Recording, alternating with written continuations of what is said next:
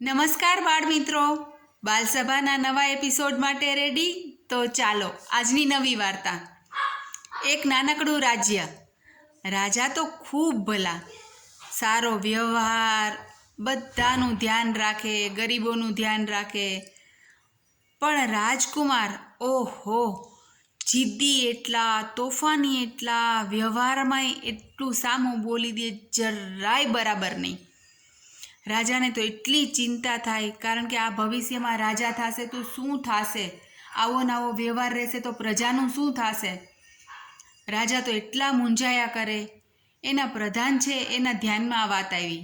એણે કીધું, તમે ચિંતા ન કરો, આપણા રાજ્યની બહાર છે ને ગામમાં એક સંત આવીને રહે છે, ઝૂંપડી બાંધીને રહે છે, એટલા ભલા છે, આપણે એક વખત એને મળીએ, ચોક્કસ કંઈક રસ્તો બતાવશે.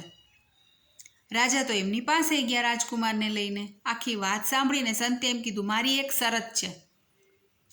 3 મહિના માટે રાજકુમાર મારે ત્યાં રહેશે, પણ 3 મહિના સુધી તમારે એના ખબરે પૂછવાના નહીં. હું જે કહીશ એણે કરવું પડશે, બધું સહન કરવું પડશે, તમારે અહીંયા આવવાનું નહીં. રાજા કે સારું.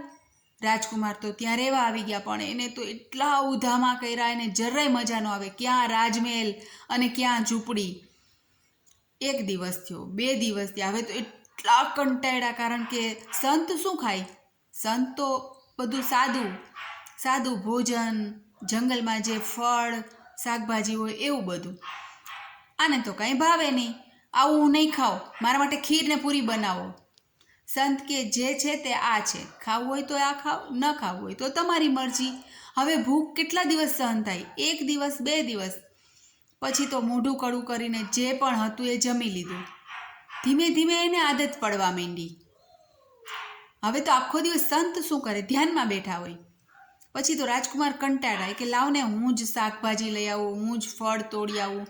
એ તો જંગલમાંથી બધું લાવવા માંડ્યા, જાતે રસોઈ બનાવવા માંડ્યા.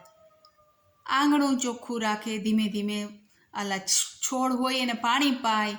આમ કરતાં કરતાં કંઈક ને કંઈક પ્રવૃત્તિ કર્યા કરે. ધીમે ધીમે સ્વભાવમાં ખૂબ ફેર પડવા માંડ્યો હતો. સંતનું બધું ધ્યાન હતું. હવે એને લગભગ જવાનો દિવસ નક્કી થઈ ગયો. હવે દિવસ નક્કી થઈ ગયો એટલે સંત એને શું કીધું કે ચાલો આપણે કૂવામાંથી પાણી ભરી આવીએ આજ. રાજકુમાર તો સંતની સાથે કૂવા કાંઠે ગયા. સંતે શું કર્યું, એક ડોલ લીધી પાણી કાઢવા માટે, અને એમાં એક દોરી બાંધી, મોટી દોરી, અને ડોલને આમ સીધી નાખી, ધૂબ. ડોલ તો નીચે પડી, સંતે બહાર કાઢી લીધી, પાણીનું ટીપુંય નહીં. બીજી વખત, ત્રીજી વખત સંત શું કરે, સીધું પાણીની ડોલ આમ ઊભી નાખી દે, બહાર કાઢી લે, પાણીનું ટીપુંય અંદર ન આવે. હવે રાજકુમારને એટલો કંટાળો આવ્યો, તમે શું કરો છો મહારાજ, આવી રીતે તો પાણીનું એક ટીપુંય નહીં આવે. સંત કે અચ્છા, તો કેમ આવશે?